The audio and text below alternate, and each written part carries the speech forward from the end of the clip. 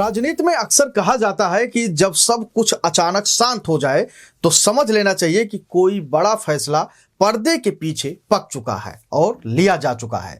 देश की राजनीति भले ही इस वक्त ऊपर से ठहरी हुई दिख रही हो, लेकिन उत्तर प्रदेश के भीतर सियासी तापमान लगातार बढ़ता जा रहा है। हालात ऐसे हैं कि बीजेपी के भीतर ही वर्चस्व की एक अदृश्य जंग शुरू हो चुकी है। यह लड़ाई विपक्ष से नहीं बल्कि अपनों के बीच है। सवाल सिर्फ मंत्रिमंडल विस्तार या फेरबदल का नहीं, असली सवाल यह है कि 2027 का उत्तर प्रदेश किसके नेतृत्व में लड़ा जाएगा, दिल्ली के निर्देश पर या योगी आदित्यनाथ के चेहरे पर। इसी सियासी उथल पुथल के बीच नई नवेली प्रदेश अध्यक्ष पंकज चौधरी का एक ऐलान बीजेपी के अंदर हलचल मचा दिया है। पंकज चौधरी ने साफ कर दिया है कि वो उत्तर प्रदेश के हर जिले में जाएंगे, सभी प्रतिनिधियों, विधायकों, मंत्रियों और कार्यकर्ताओं से मुलाकात करेंगे, संगठन की बड़ी बैठकें होंगी, वहीं पर अनुशासन समझाया जाएगा और सबसे अहम 2027 के चुनाव की रणनीति तय की जाएगी। लेकिन राजनीतिक गलियारों में इस दौरे को सिर्फ संगठनात्मक कवायद नहीं माना जा रहा है, बल्कि इसे शक्ति प्रदर्शन और लॉबी तैयार करने की कोशिश के तौर पर देखा जा रहा है। सूत्रों की माने तो पंकज चौधरी और अमित शाह की तरफ से मंत्रिमंडल में बदलाव को लेकर एक लिस्ट भी तैयार की जा रही है कि कौन मंत्री बनेगा और किसकी छुट्टी होगी।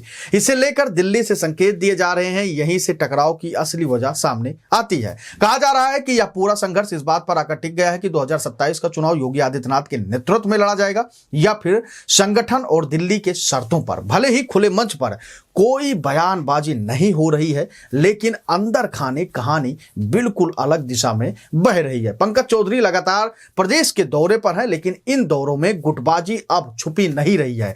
बड़े ब्राह्मण नेता हरीश द्विवेदी के अपमान का मामला हो या फिर मुरादाबाद दौरे में जिला अध्यक्ष और कई विधायकों का स्वागत से गायब रहना हो, ये सब संकेत दे रहे हैं कि पार्टी के भीतर सब कुछ सहज नहीं है। कई नेताओं ने यहां तक कह दिया कि उन्हें जानकारी ही नहीं थी कि प्रदेश अध्यक्ष हमारे जिले में आ रहे हैं। मुरादाबाद और गोरखपुर जैसे इलाकों में यह साफ देखा गया कि कई नेताओं के फोन लगातार बजते रहे, लेकिन कॉल रिसीव नहीं हुई। शीर्ष नेताओं का कार्यक्रम से दूरी बनाना राजनीतिक संदेश माना जा रहा है।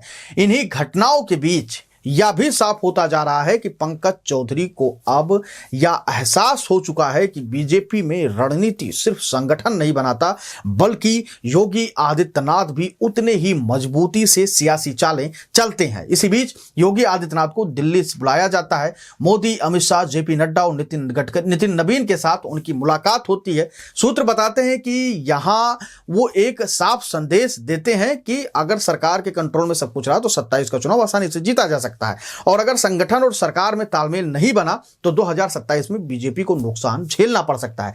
लेकिन यह उतना ही बड़ा सच है कि उत्तर प्रदेश में बीजेपी का सबसे मजबूत चेहरा योगी आदित्यनाथ ही है। लॉ एंड ऑर्डर से लेकर इंफ्रास्ट्रक्चर तक योगी ने वो सब करके दिखाया है जिसने उन्हें जनता के बीच एक ब्रांड बना दिया है। लोकप्रियता के मामले में मोदी के बाद अगर कोई नेता बीजेपी में है तो अगर किसी का नाम आता है तो वो सबसे ऊपर लिया जाता है योगी आदित्यनाथ का नाम ही।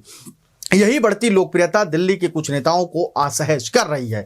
इसी बीच आरएसएस पूरी तरह एक्टिव मोड में आ चुका है। मोहन भागवत की मौजूदगी और लगातार मंथन इस बात का संकेत है कि संघ इस लड़ाई को हल्के में नहीं ले रहा है। राजनीतिक सूत्र दावा करते हैं कि आरएसएस का रुख बिल्कुल साफ है। 2027 का चुनाव योगी आदित्यनाथ के नेतृत्व में ही लड़ा जाना चाहिए। यही वजह है कि एक नई रणनीति पर काम शुरू हो गया है। एक तरफ पंकज चौधरी संगठन को सरकार से बड़ा दिखाने की कोशिश में जुटे हुए हैं, तो दूसरी तरफ आरएसएस ने योगी आदित्यनाथ को बड़ा मिशन सौंप दिया है।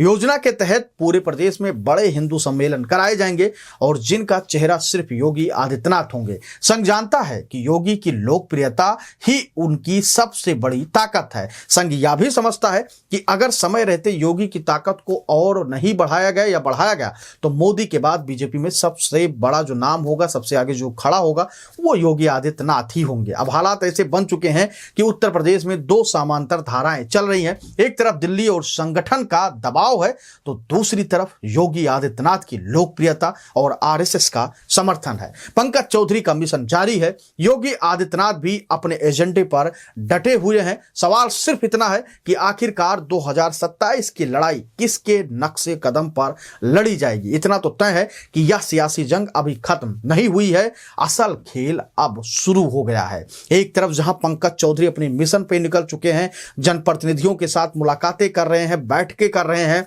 और उनको यह बताने और समझाने की कोशिश कर रहे हैं कि सिर्फ एक ही आला कमान है, वो है दिल्ली शीर्ष नेतृत्व। वहीं दूसरी तरफ योगी आदित्यनाथ अब हिंदू सम्मेलनों का बड़ा चेहरा बनकर उभरने वाले हैं, यानी कि जमीनी स्तर पर वो उतरने वाले हैं और आरएसएस ने इसका पूरा खाका खींच दिया है, पूरा प्लानिंग तैयार हो गया है। आप क्या कुछ सोचते हैं, कौन किस पर भारी पड़ेगा? आप अपनी राय हमको जरूर दीजिएगा और बताइएगा कि योगी आदित्यनाथ और पंकज चौधरी में सबसे बड़ा नेता आप किसको मानते हैं। धन्यवाद।